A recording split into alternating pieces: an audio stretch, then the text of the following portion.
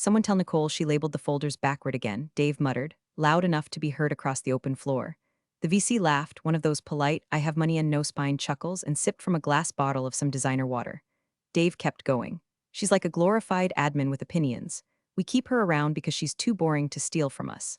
I was behind the glass wall of the conference room when I heard it, not hidden, not snooping, just forgotten, like usual.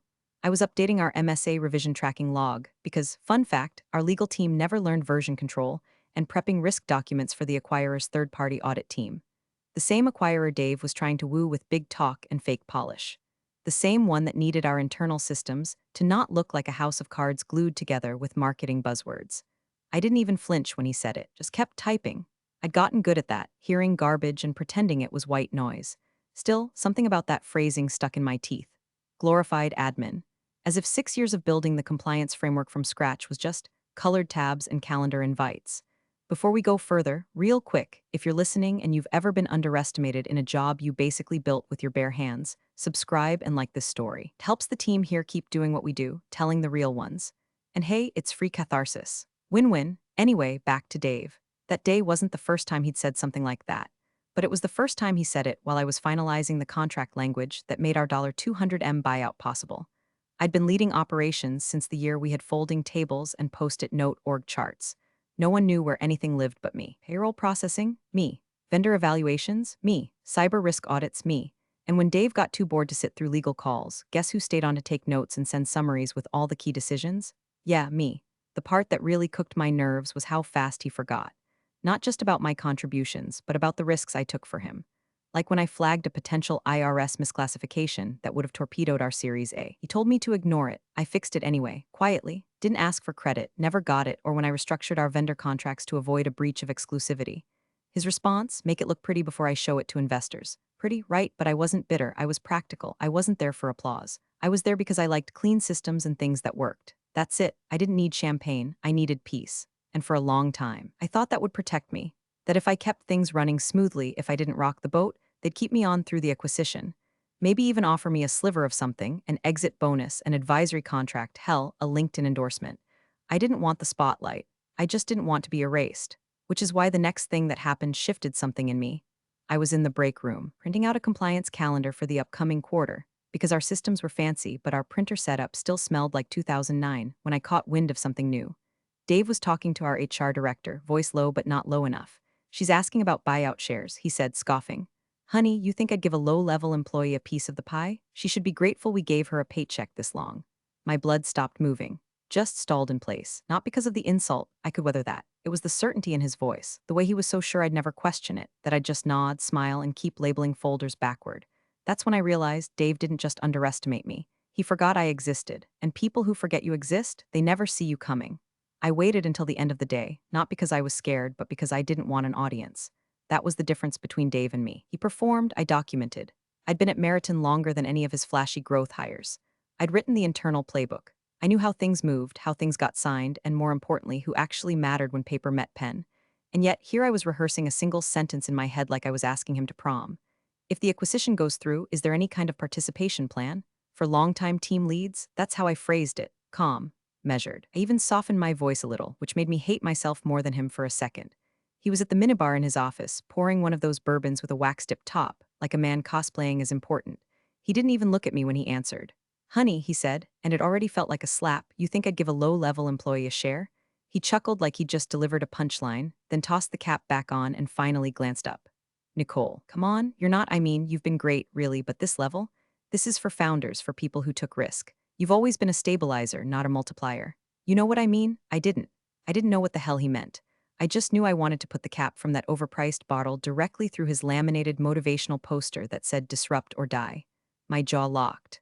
I felt that heat crawl up my spine, one that always shows up half a second before a scream or a resignation letter, but I tamped it down. Took risk? I finally said, my voice flatter than his dumb whiskey. I took a pay cut to help build this company before you had revenue. I personally negotiated our first 3 vendor contracts. I wrote the very MSA that's making this acquisition legally possible. You drafted it, he said, waving a hand. Legal wrote it. No, I said, I wrote it, they proofed it. That made him blink just for a second. Then the smirk returned. Well, anyway, he said, shrugging, it's all gonna work out. You'll land somewhere good. There's always operations jobs at places that need stabilizers, that word again. Stabilizer, like I was a damn paperweight with a pulse. I didn't say goodbye, I didn't even close the door. I just turned and walked out like my shoes had a mission of their own. But inside, I was crumbling. Not because he called me low level. I'd been called worse. I'd cleaned up the messes of men who made PowerPoints with buzzwords they couldn't define. I'd fixed invoices that would have gotten us blacklisted. I'd watched interns who couldn't find their own inbox get equity because they crushed it on TikTok brand. No, it wasn't the insult. It was that, somewhere deep in my spine, I'd believed I mattered. Not for the praise, Dave didn't know how to give it, but for the impact. I thought the work itself would earn something real. And now I was standing in the parking garage, car keys in hand, teeth grinding, realizing that I had made the classic mistake, thinking you can logic your way into fairness. You can't. You don't earn equity by being good. You earn it by being seen. And Dave had made it crystal clear. I was invisible. That was the laugh that cracked everything open. The kind that echoes in your brain until it turns into a battle cry. Because the thing Dave didn't know, the MSA he called legal fluff, I still had the original version, the one with my name on it. And unlike his memory, contracts don't forget. The calendar invite just said quick sync HR, no agenda, no context. Just a 30-minute block dropped in my schedule at 9 a.m. on a Tuesday. I stared at it for a full minute, my thumb hovering over the decline button like it might set off an alarm. Already knew what it was. You don't schedule a quick sync with someone you've worked beside for 6 years, built systems with battled audits with, unless you're about to say something you don't want on Slack. HR was already seated when I walked in. So was Dave. That told me everything. Nicole, he said, with the fake smile he usually saved for trade shows. This is hard. No, Dave, what's hard is keeping your face still when your stomach is trying to fold in on itself. He kept talking.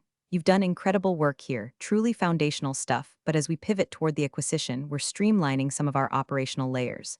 Unfortunately, that means we're restructuring a few roles. My role, restructuring like I was a broken patio chair. There was no performance warning. No needs improvement. Just a tidy little euphemism stapled to my spine and tossed into a cardboard box. HR rep slid a slim envelope across the table. This includes a standard exit agreement and confidentiality reminder. No severance due to at will status. Access will be disabled by noon. That was it. 6 years of building, balancing, fixing, preventing, reduced to a standard envelope and a deactivated badge. I didn't speak, not out of fear, out of strategy. Words in that moment would have felt like confetti at a funeral, and I wasn't ready to bury anything yet. I went back to my desk, or what was left of it. Someone had already packed it, trophies, notebooks, the stress ball shaped like a brain I used during budget calls. Even the plant was gone. Just a ghosted rectangle of sun-bleached carpet where it used to sit. Nobody said goodbye. A few heads popped up, then ducked back down like prairie dogs spooked by thunder. Carried the box past the glass wall where Dave once called me a glorified admin. Past the receptionist who avoided eye contact. Past the office mural that said think bigger in 10-foot letters, which now read like a cosmic joke. But I didn't cry. I didn't break down in the parking lot. I didn't spiral into rage or texts to old coworkers or wine-fueled rant threads. Instead, I drove home. I opened my laptop, and I opened my copy of the MSA, the Master Services Agreement I co-authored, the one Dave liked to pretend had always been his doing. I knew exactly where the clause was, because I drafted it myself after we missed a key compliance checkpoint during our Series B. Clause 7.4c, named Officer Transfer Provision. I read the line 3 times, even though I knew it by heart. Any material transfer of ownership, acquisition, or change of control must be reviewed and co-signed by the designated named officer listed in Exhibit D. My name was on Exhibit D. Not Dave's, not the CTO, not our outside counsel. Mine, I kept reading. In the absence of such co-signature, contractual obligations may be deemed unfulfilled under compliance guidelines per M and a pre-authorization protocol. Translation: if I don't sign off, the deal doesn't go through. And since Dave had fired me without amending the MSA or reassigning the named officer clause, he just nuked his own buyout with a single ego-driven email to HR. I closed the file. I stared at the wall, and for the first time in days, I smiled. Not the kind you post on LinkedIn. The kind that lives behind your molars and waits, because now it wasn't just about revenge. It was about precision. He'd written me off, but I was still on the contract. And contracts don't go quietly. Her name was Sarah, and the last time we talked, she was standing beside me in a bar bathroom fixing my eyeliner after I sobbed through a breakup. Now she wore tailored suits, had a last name that made partners nervous, and specialized in M and a transaction so large they had their own gravity. I called her that night. No small talk. No how have you been, just, I need you to look at something. It's an MSA I co-authored. There's a named officer clause I think might have just become relevant. She didn't hesitate. Email it, now. I hit send before I could talk myself out of it. Then I paced my apartment like a dog before a thunderstorm while she read. 10 minutes later she called back. Her voice had changed. Lower, slower, all business. Nicole, that clause is airtight. If your name's still on Exhibit D and they haven't updated it post-termination, the deal's frozen. You're the linchpin. My pulse thudded against my throat. And if I refuse to sign, they either renegotiate with you, she said, or the acquirer walks away. You're not just important, you're a compliance gate. No gate, no go.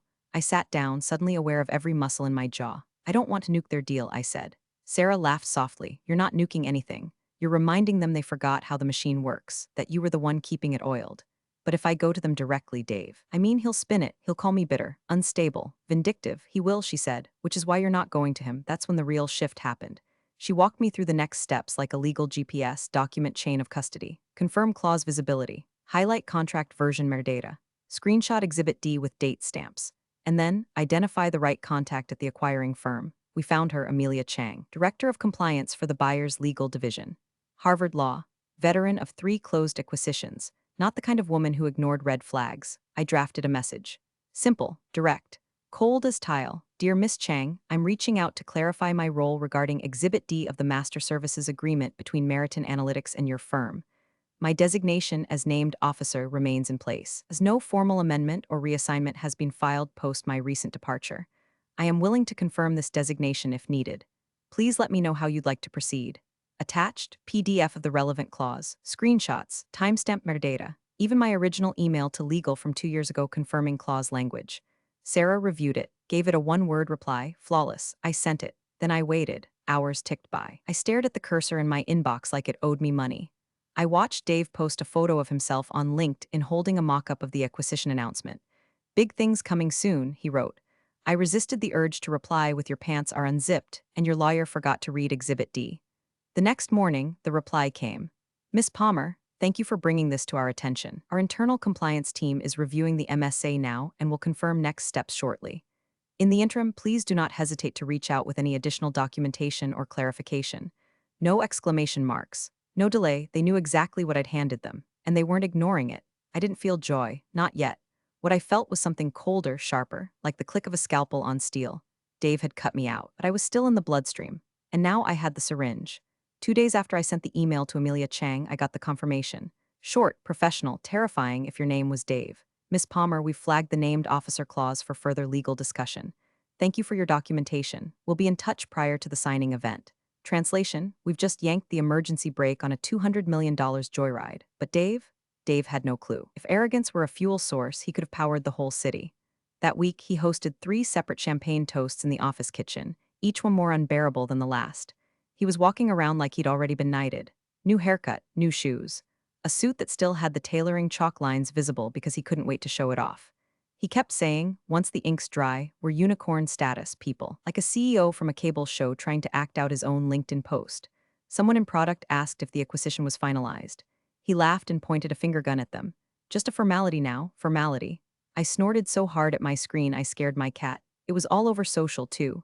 His profile picture suddenly had one of those fake bokeh backgrounds and the caption, grateful to lead a team of visionaries.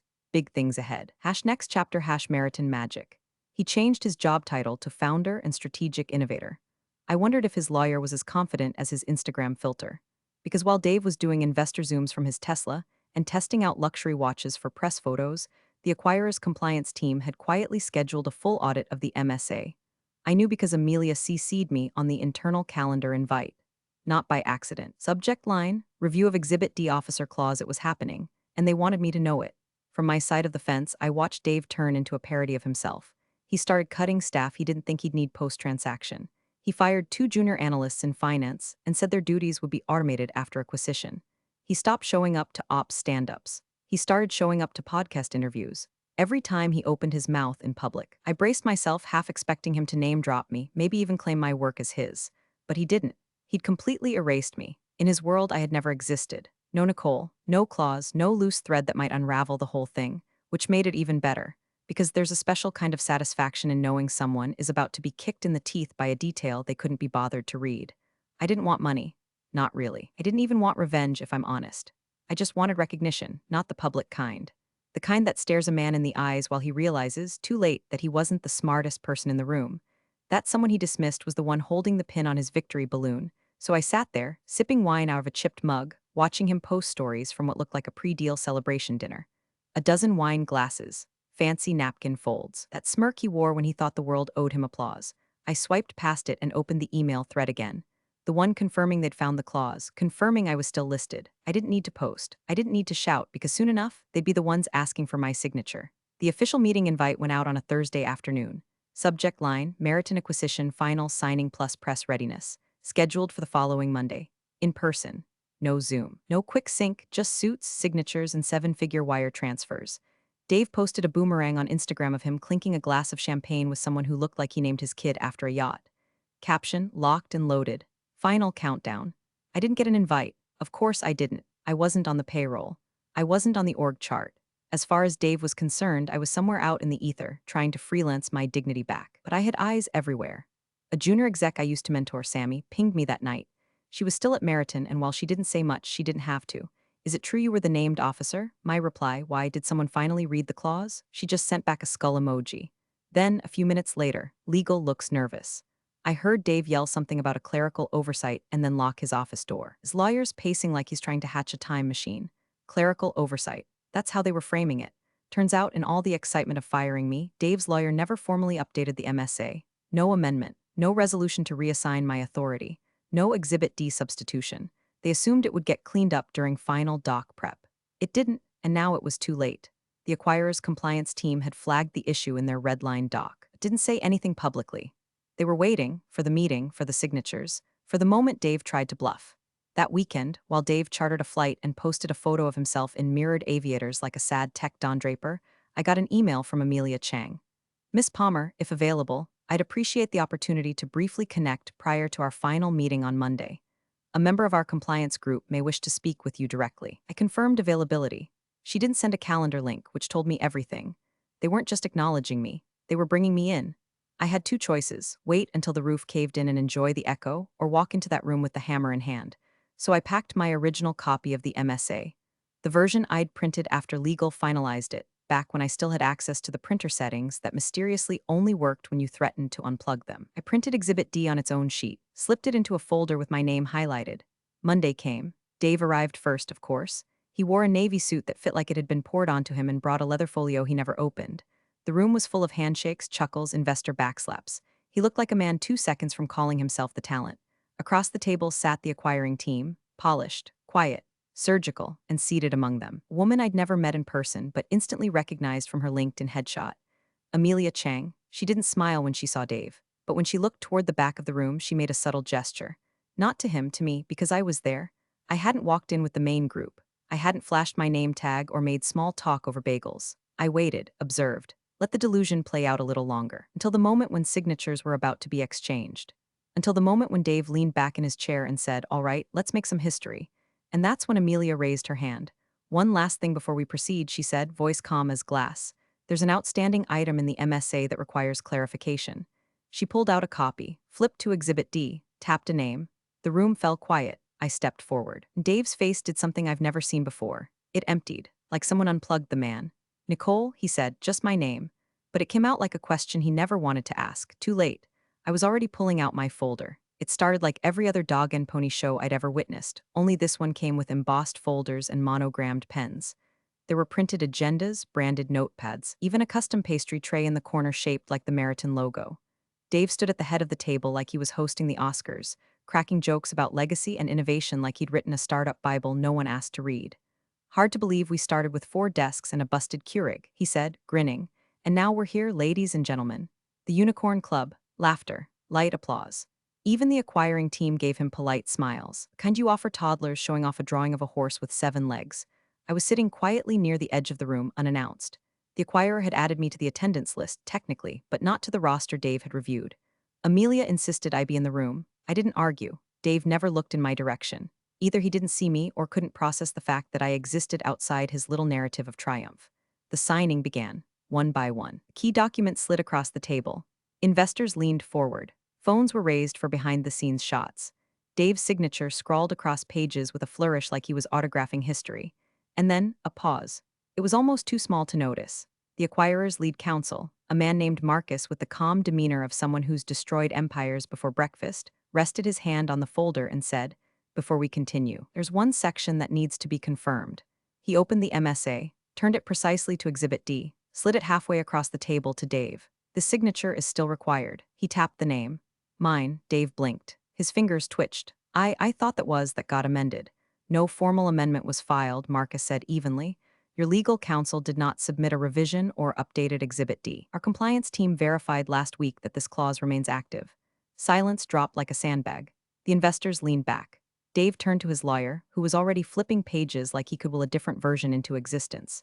I sent you the revised one, Dave hissed. You told me we were good. His lawyer's face turned a shade that's normally reserved for oxygen-deprived swimmers. You sent me a draft with her name still on it, he muttered. Flagged it for internal follow-up. You said she was handled. I assumed Marcus held up a hand. Let's stay focused. This is a legally binding clause. Without the named officer's signature, the transfer of control is non-compliant with pre-acquisition conditions. The air shifted. No more champagne chuckles. No more investor nods. The room had flipped like a current reversing. Everyone was watching Dave now, not with admiration, with curiosity, caution. He looked down at my name like it was a curse carved into the contract. I stood slowly. No rush, no drama, just presence. Dave looked up, startled. Why are you even? She's here at our request. Amelia interrupted, stepping in with professional poise that cut through the tension like a scalpel. We contacted her directly once the oversight became clear. She holds the title per the unamended contract. But she's not even with the company anymore, Dave stammered, sweat starting to form along his hairline. Correct, I said, voice cool. Which makes it remarkable that I still have legal authority over the largest transaction in your company's history. He didn't speak, just stared. His lawyer leaned back like gravity had finally hit him.